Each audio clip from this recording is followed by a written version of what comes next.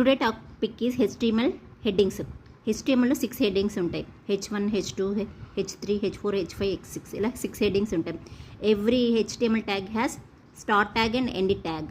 Every tag has open angular bracket and close angular bracket. So ఈ heading tags use చేసి మనం heading పెట్టడానికి use చేస్తాం. H1 అనేది మెయిన్ హెడ్డింగ్ పెట్టడానికి యూస్ చేస్తాం. అంటే బిగ్ సైజ్లో హెడ్డింగ్ ఉండాలంటే H1 యూస్ చేస్తాం.